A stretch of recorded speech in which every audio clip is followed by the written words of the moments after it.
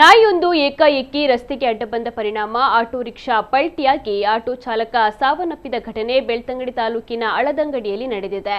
ನಾವರ ಗ್ರಾಮದ ಹಾರಡ್ಡೆ ನಿವಾಸಿ 37 ವರ್ಷದ ದೇವಪ್ಪ ಅಲಿಯಾಸ್ ಸುಧಾಕರ ಮೃತ ದುರ್ದೈವಿ ಗುರುವಾಯನಕೆರೆ ಕಡೆಯಿಂದ ಅಳದಂಗಡಿ ಕಡೆಗೆ ಬಾಡಿಗೆ ಮುಗಿಸಿ ವಾಪಸ್ ತೆರಳುತ್ತಾ ಇದ್ದ ವೇಳೆ ರಸ್ತೆ ಮಧ್ಯ ಏಕಾಏಕಿ ನಾಯಿ ಅಡ್ಡ ಬಂದ ಹಿನ್ನೆಲೆ ಚಾಲಕ ನಿಯಂತ್ರಣವನ್ನ ಕಳೆದುಕೊಂಡು ಆಟೋ ಪಲ್ಟಿಯಾಗಿದೆ. ಈ ದುರ್ಘಟನೆಯಲ್ಲಿ ಗಂಭೀರವಾಗಿ ಗಾಯಗೊಂಡ ಚಾಲಕ ದೇವಪ್ಪ ಅಲಿಯಾಸ್ ಸುಧಾಕರ್ ಅವರನ್ನ ತಕ್ಷಣ ಆಸ್ಪತ್ರೆಗೆ ಸಾಗಿಸಲಾಯಿತಾದರೂ ಕೂಡ ಮಾರ್ಗ ಮಧ್ಯೆ ಅವರು ನಿಧನರಾಗಿದ್ದಾರೆ.